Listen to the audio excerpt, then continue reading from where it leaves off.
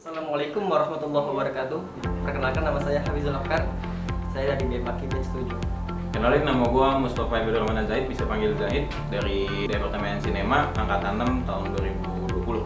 Oke, halo. Perkenalkan, nama saya Randy. Saya dari Departemen Sinematografi, alumni Batch 2 tahun 2018. Perkenalkan, nama gue Willy, dari SDTNI Batch 58. Gua Asrul, SDTNI 58. Perkenalkan, nama saya Muhammad Irfanuddin. Saya dari Departemen BMAKI Batch 6. Nama gua Ihsan, gua dari Departemen Sinematografi batch kedua. Nama saya Prat Nugroho dari Polaris, saya dari batch 2 2018. Perkenalkan, nama saya Rizky, saya dari Sinema 4. Nama gue Ahmad Yunanda dari SDTNI batch 61. Halo, nama gue Fauzul Riyadi, panggilannya Roger.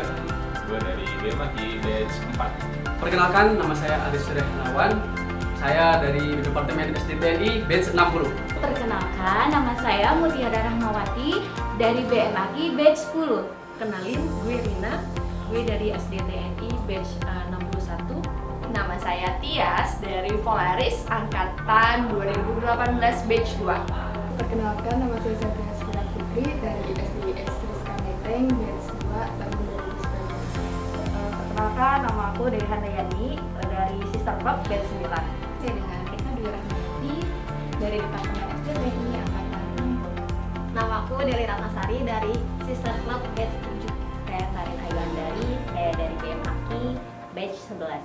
Nama saya Lanismi Astiani, asal Departemen Sister Club Batch 7. Aku Sinta Priyanulandari, aku dari Sister Club SC Batch 7. Kenapa pilih Departemen Sinema? Karena gue mau lebih memperdalam proses pembuatan film. Karena saya ingin mengasah kemampuan saya di dunia sinematografi, sekaligus belajar dan mencari channel di dunia sinematografi. Departemen Sinema itu membuka wawasan dari mulai hal-hal yang kecil yang kita tidak tahu sehingga hal-hal yang besar yang bisa mencengangkan kalian semua. Gua itu pas SD udah sempat main teater, terus juga sempat main film layar lebar.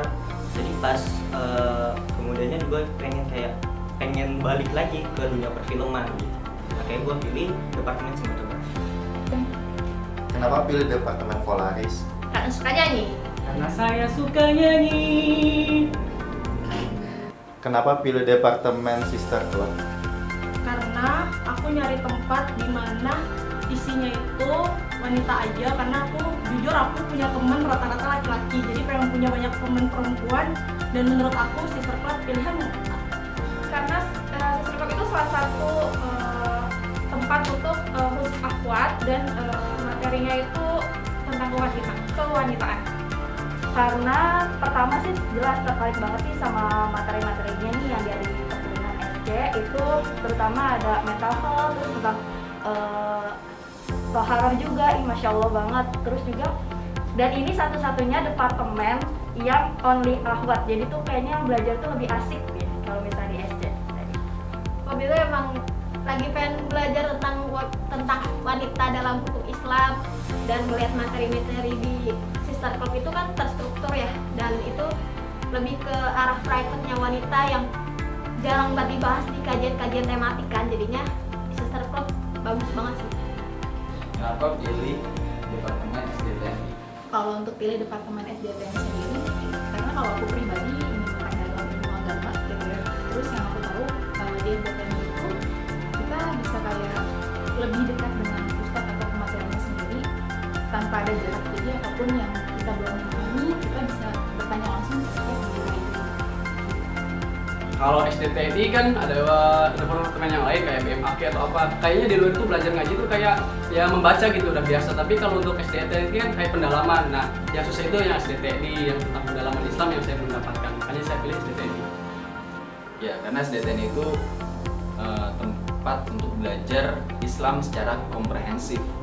Jadi pengen aja ikut join. Departemen SDTNI. Iya, karena kalau menurut gue sih, ketika kita mau aktif di bidang keagamaan, kita harus paham dulu nih basicnya, teorinya seperti apa. Nah, dan SDTNI merangkum itu semua. Jadi diajarkan mulai dari akidah, ibadah, akhlak, artinya semua teori diajarkan ke kita. Jadi setelah itu kita punya bekal untuk action. Alasan pilih SDTNI karena namanya itu studi dasar terpadu nilai Islam. Dan di situ gue lagi butuh banget belajar Islam dari awal. Jadi gue ngerasa bahwa SDTNI ini adalah langkah awal yang tepat untuk gue belajar agama Islam dari awal. Karena di SDTN itu kajiannya itu sistematis ya, dan juga ada gurunya. Jadi kalau kita belajar agama pakai guru itu kan lebih afdol gitu. Itu sih. Kenapa pilih departemen BMA? Karena waktu gabung, kenapa lihat departemen Aki? Waktu itu yang pertama ingin belajar tajwid sih. Karena apa? Begitu masuk, pribadi memang kurang memahami ilmu tajwid segala macem. Setelah sekian lama masuk BMAKI, alhamdulillah ada perubahan. Di Diskap punya departemen belajar Al-Quran yang namanya belajar mahir Al-Quran. Di sini saya bisa menemukan tempat yang cocok untuk belajar Al-Quran. Saya mengalami keresahan dan ingin memperbaiki bacaan Al-Quran saya agar tidak terjadi kesalahan-kesalahan dalam membaca. Pertama, karena saya ingin memperbaiki bacaan Al-Quran saya. Kedua, saya ingin mempelajari ilmu tajwid.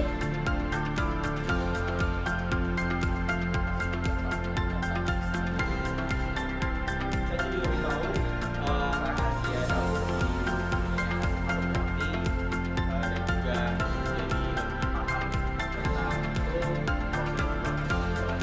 video, Banyak ya, kayak gue yang awalnya cuma kayak suka aja main kamera gitu kan, sekarang gue udah ngerti gimana ngambil angle yang bagus, pencahayaan segala macam, terus juga ngedit, sutradara, terus buat skenario seperti itu. Skill sama link sih yang lebih luas. Dampak yang saya dapat itu banyak.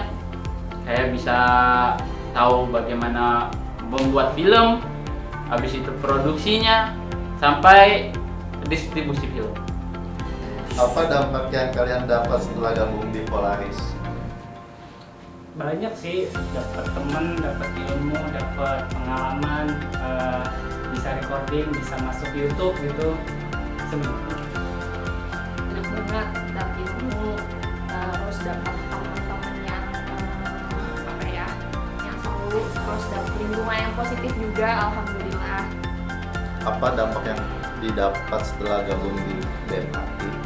Masya Allah banyak sekali. Pertama, saya jadi tahu ilmu-ilmu hukum tajwid. Kedua, saya tahu cara bacanya seperti apa. Tentunya dampak positif. Dampak positifnya saya bisa belajar membaca Al-Quran lebih baik lagi dan tidak khawatir terjadi kesalahan-kesalahan dalam membaca Al-Quran. Dampak didapat setelah untuk banyak banget. Salah satunya pasti bisa membedakan mana itu huruf H dengan H, lalu juga bisa tahu bacaan dan hukum-hukum kayak idgham, idgham dan lain-lainnya. Dampak yang saya dapat di BMAKI perihal ilmu Al-Quran, bisa lebih mengetahui banyak ilmu-ilmu seputar tajwid, makhraj huruf dan lain-lainnya. Terus untuk dari pribadi ada perubahan sedikit dalam keseharian, ingin menjadi pribadi yang lebih baik. Apa dampak yang didapat setelah gabung di Sister Club? Pertama, banyak banget nih teman-teman di sini, teman-teman yang didapat, terus banyak juga nih pelajaran-pelajaran yang didapat, dan pastinya membuat diri kita tuh menjadi lebih baik. Kalau mau tahu, gabung aja dulu. Dampaknya alhamdulillah dapat teman-teman yang soleha, dapat ilmu yang bermanfaat, kita bisa punya keahlian. Dampaknya banyak banget karena di sini aku belajar tentang fikih wanita yang sebelumnya aku nggak tahu sama sekali. Terus di sini aku jadi tahu. Terus di situ aku juga dapetin teman-teman yang sevisi misi. Sevisi misi di sini maksudnya kita sama-sama bareng-bareng untuk hal yang jauh lebih baik lagi kayak gitu. Apa dampak yang didapat setelah gabung di SDTNI? Kalau untuk dampak ke pribadi aku, yang pasti jadi aku menjadi lebih baik dari diri aku yang sebelumnya sih. Untuk dampaknya sejauh ini kayaknya jin-jin dalam diri gue tuh keluar semua gitu kan. Jadi kayak lebih fresh dan lebih natural gitu. Jadi lebih kembali ke awal lagi sebagai manusia gitu. Banyak. Pertama tentu dari segi komunitas ya. Kemudian dari segi ini aktivitas, kemudian dari segi pemahaman bertambah, kemudian ya banyak kenal sama ustaz-ustaz. Banyak sih ya. Yang pertama berat badan gue naik ya karena lebih bahagia gitu ya. Jadi SDT itu dampaknya positif banget gitu. Banyak teman-teman juga kita jadi sering berkegiatan di masjid gitu. Itu sih dampaknya. Jadi punya grup WhatsApp yang isinya tuh suka kirim link-link kajian, dan tapi kajiannya kajian live gitu, bukan rekaman. Dan juga sering kasih link-link untuk Al-Kafian bareng. Nah, biasanya di hari Kamis malam gitu. Ya, jadi alhamdulillah punya teman-teman yang juga positif, insyaallah. Setelah gabung SDTNI yang pasti ngerasa kalau ilmu agama gue masih kurang banget, dan dapat banyak vibe positif yang mendorong untuk masa depan lu tuh nggak cuma di dunia ini aja gitu. Masa depan lu tuh ada yang lebih jauh gitu di akhirat.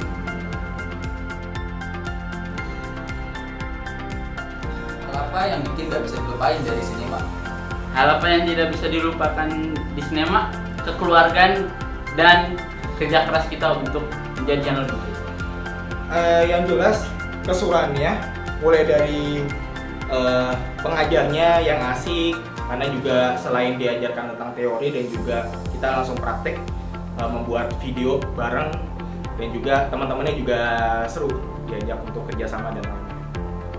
Temen-temennya gokil dan seru itu sih. Gue itu emang udah pengen buat film gitu kan, jadi gue kayak pengen punya kelompok, punya tim, punya teman yang bisa bergerak bareng. Nah sebelumnya gue sempat ada tim dan kita kayak banyak gak cocoknya.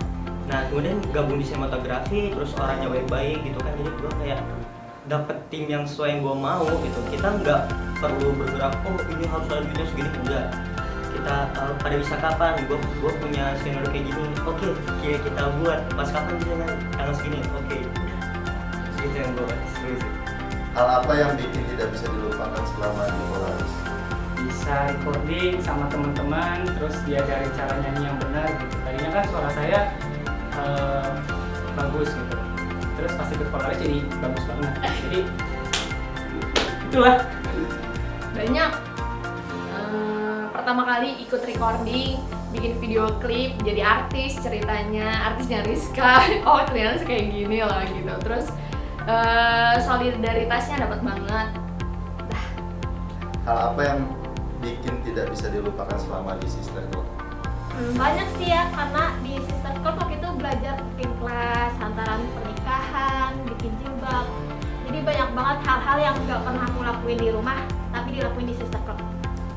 Hal yang tidak dilupakan itu bikin project atau acara-acara yang ada di Rizka. Yang nggak bisa dilupain, yang nggak bisa dilupain itu banyak banget. Kayak kalau dulu kan masih perkuliahan offline. Nah selain perkuliahan tentang tauhid, tentang fikih, kita tuh juga banyak. Ada kayak perkuliahan cooking class, terus ada kayak kita bikin hantaran, terus kayak ada bikin apa tuh namanya, kayak bikin henna, terus kita ada kayak yoga kelasnya. Nah itu tuh yang bikin aku sangat-sangat rindu sama Sister Club. Setiap momen yang ada di Sister Club itu tidak pernah bisa dilupakan. Hal apa yang bikin gak bisa dilupain selama di SDTNI? Sebenarnya sih yang nggak bisa dilupain di kajian Paris, karena dari Paris jadi bisa join di SDTNI dan akhirnya kayak nemuin titik balik hidup gue. Gak bisa dilupain, punya banyak teman-teman yang juga sama-sama semangat untuk belajar Islam. Waktu itu gue pernah jadi ketua Tafakur Alam ya. Itu nano sih rasanya. Belum pernah jadi ketua gitu, terus tiba-tiba jadi ketua, itu pengalaman yang menarik sih. Gitu. Yang nggak bisa dilupain banyak ya, apalagi dari berbagai macam jenis teman-temannya, sifat-sifatnya. Apalagi pas gue materi itu penyelenggaraan jenazah, yang teman gue dijadiin ini contoh mayat yang dikapanin gitu, Ridwan namanya. Banyak ya, salah satunya mungkin kayak pembelajaran, tapi lebih senang lagi pas gue ngejekin teman-teman gue itu yang nggak bisa gue lupain pada saat pengajaran belajarnya itu. Hal yang nggak bisa dilupain itu yang pertama, aku punya banyak teman yang benar-benar positif vibes banget dan yang pasti saling mendukung. Hal apa yang bikin tidak bisa dilupakan selama di BMAKI? Masya Allah, saya bertemu dengan ustazah yang baik sekali. Kedua, teman-temannya yang selalu support kalau kita tidak bisa baca Al-Quran, dan dia selalu mengajak kita untuk belajar lagi di luar kelas itu. Hal yang nggak bisa dilupain di BMAKI, khususnya di Rizka, saya rindu dengan teman-teman, terus dengan kegiatan-kegiatan yang cukup menarik dan bisa membawa perbaikan dalam diri. Banyak sih, salah satunya kegiatan-kegiatan bersama BMAKI itu pas kegiatan craftingnya BMAKI, terus kegiatan susul lainnya.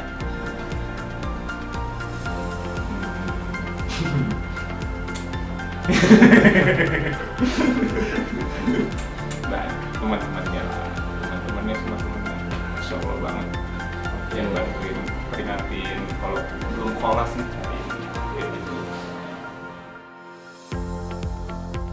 Pertanyaan terakhir, udah lihat jodoh Rizka? Apa? Udah lihat jodoh? Lihat jodoh. Tapi belum tahu. Jodoh apa itu? Gimana? Bisa diulang? Udah lihat jodoh di Rizka? Hah? Gimana? Ini pertanyaan apa? Jodoh? Belum, gua jomblo men.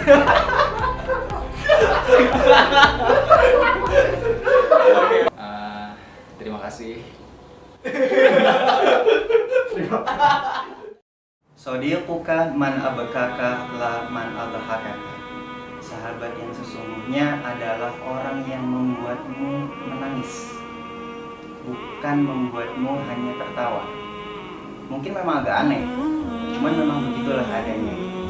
Sahabat itu bukan hanya sekedar orang yang bisa membuat kita tertawa bahagia karena kelakuannya, tingkah lakunya, perkataannya, dan lain sebagainya. Kadang-kadang makna sahabat sejati juga adalah orang yang membuat kita menangis dengan nasihat-nasihatnya. Ketika ia mengingatkan kita, ketika ia menegur kita, ketika ia peduli dengan kesalahan-kesalahan kita, disitulah makna sahabat yang sesungguhnya.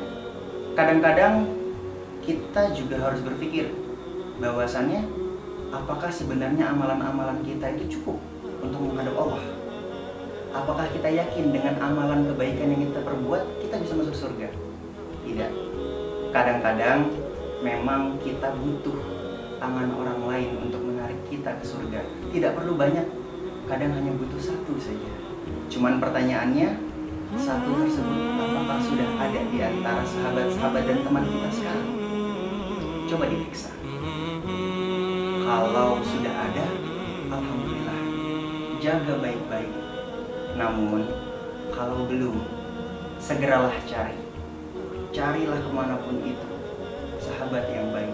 Kalaupun sudah mencari kemana-mana tapi tidak ketemu juga, maka mungkin sudah saatnya bukan mencari, tapi menjadi teman yang bisa menarik orang lain ke surga.